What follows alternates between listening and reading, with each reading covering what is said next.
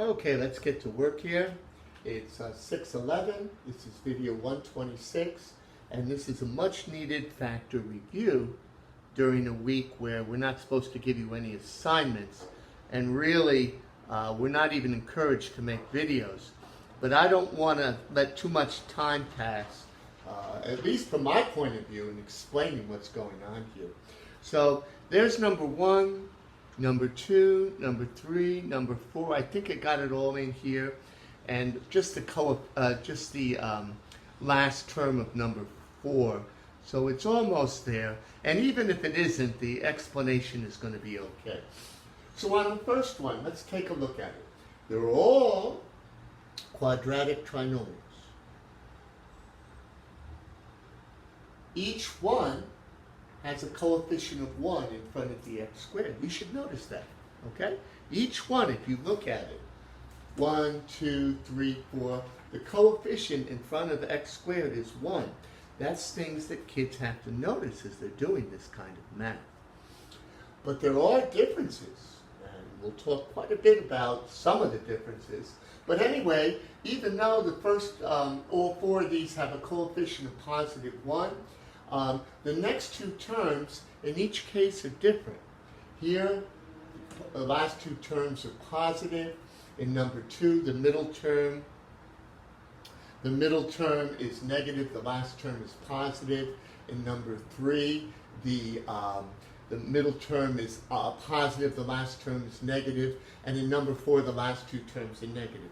And this is the kind of thing that you try to notice when you're doing math at this level.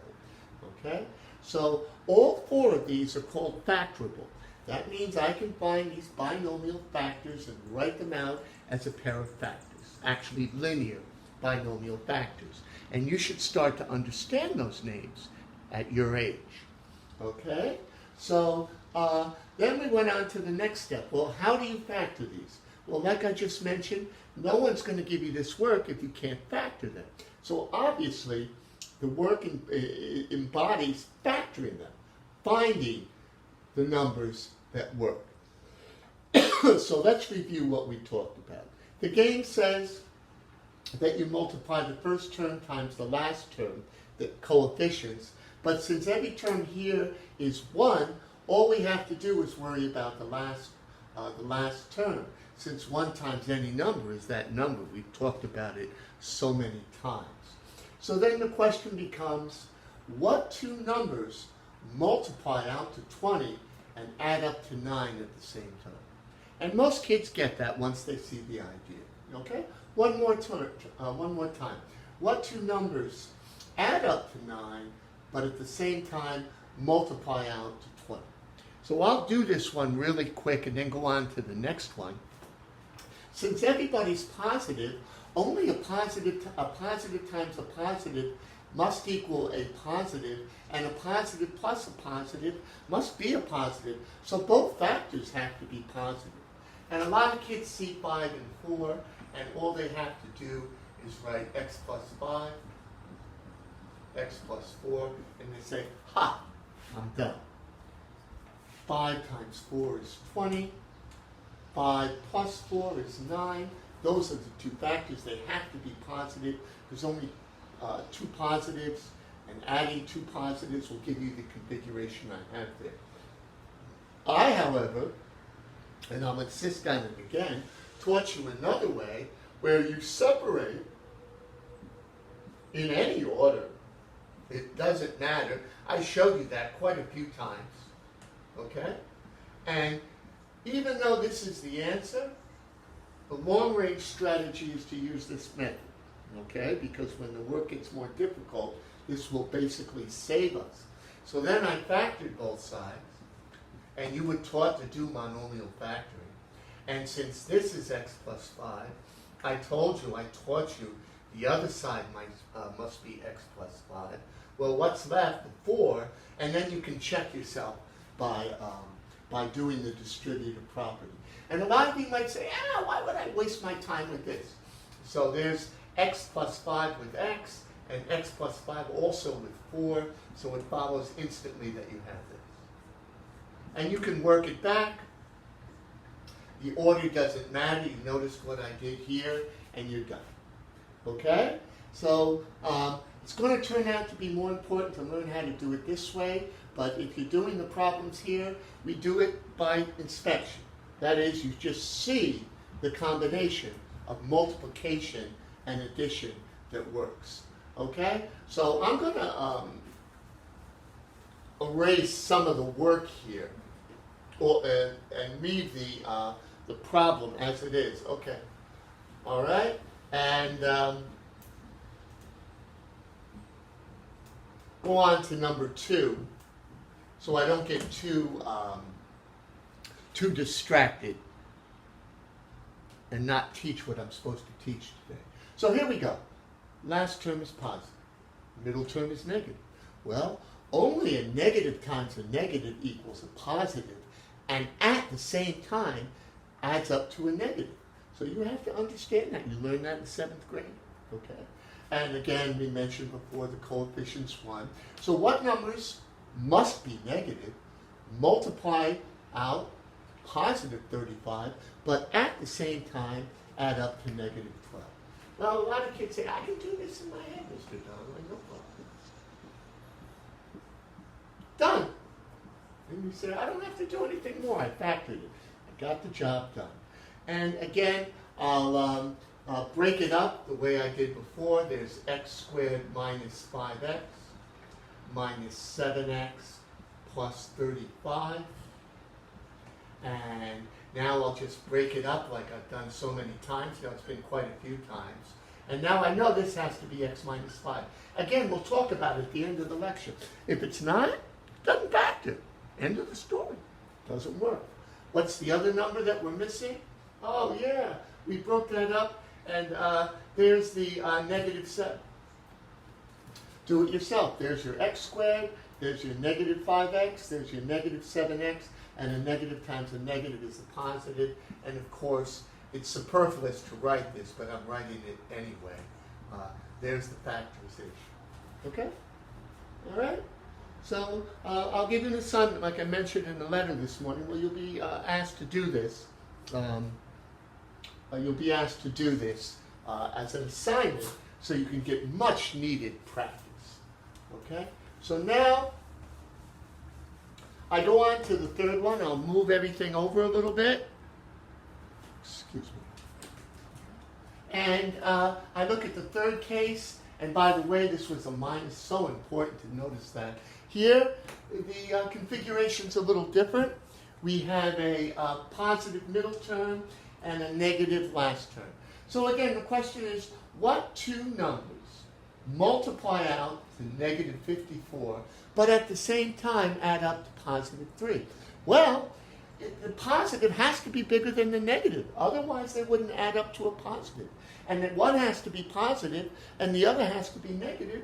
Otherwise, you can't get a negative because only a positive times a negative equals a negative. So you fish around, and 9 times 6 gets the job done. Which number has to be bigger? The positive. Why? The middle term is positive. So there you go. And like I said, I'll give you lots of practice so you can work these out yourself. And now I'll break it up. And like I said and did before, I could do it either way. If this doesn't work, as I've said again and again and again, then it's not factorable. And I'll finish this off. What do we have here? X times 9x. And over here, because it gets old after a while, we agree, right? This goes 9. So again, when you get confused, just write the second factor, because if it doesn't work, then something's wrong. So you write the x plus 9 here, and what's the missing factor? It's negative 6, and you see it works out over here. Okay? And then you go here, and I don't want to take too much time because there are other things I want to talk about today. So I leave that out. And just reviewing this, all the cases I've done, and now at this point in time, assignments are absolutely necessary to do this. Okay, what's the difference here? Just the middle term's negative, but nothing changes. A negative times a positive is a negative. Now the n's have to be bigger than the p's. It's really that simple. What two numbers multiply out to negative 32 and add up to negative 4? Well, isn't the negative 8 bigger than the positive 4? So, like I said, the majority of kids do this by inspection. That's what you'd be expected to do over here. But like I said, the work will get more complicated starting Monday. And now, again, I'll break it up. So important to be able to do this, by the way. All right? And now I know one factor is negative, one factor is positive, and the negative has to be bigger than the positive. So that's the message, whether you like it or not. And there's the x minus 8 over here, so I don't waste time. And what am I missing? A positive 4. And there we go, written out correctly. And what you have to be able to do, and then again, this turns into this. All right? So I did these 4 as a review. I showed you the 4 possible configurations as long as the coefficient in front of x squared is 1. That will change soon. Okay, so now here we are. And I wanted to give you an example. I'm going to move this over here a little bit. And I'll just do it on this side of the board here. And really kind of an important example, so I hope you're paying attention. Oh, by the way, before I do this other example, I want to check one of these, right? And I might as well check number 4. There it is over there. And I want to check it using division. Since, I'll just do it over here. Since x minus 8 plus x plus 4, just want to get this down because it's really important to understand the big picture, equals x squared minus 4x minus 32. Here, let me erase this point. Very important point I'm going to make in a second. And this is just to reaffirm what we were doing before, minus 32. Everybody who's been paying attention to me agrees with that, right? This is just the factorization of this. Two linear binomials factoring this. Then it follows that if I divide both sides by x minus 8, anything divided by itself cancels. And what I do on one side, I do on the other side. It follows instantly that this divided into this must equal that. And we'll use our skills that we already have, that supposedly you were practicing. And I have to get a remainder of 0. And not only that, now I have to get x plus 4. In fact, this is just a repeat of the rectangle problem. So there we go. There's x times x is x squared. X times negative 8 is negative 8x. Take the opposites. I'm going fast here because I just want to make the points that you kids need to do to understand this stuff. So x goes into 4x plus 4 times, as we see that. And then 4 times negative 8 is negative 32. So everybody matches. The remainder is 0, and one matches the other. So that would be another check besides the FOIL. And it's important that we're treating these guys just like we would numbers in a more sophisticated sense. Okay, one more thing I have to mention here in this lecture, and it really follows logically from what I've been saying. And I'll just do the simplest example I can possibly think of, and I'll do it right over here. What do I mean when I say you're not factorable?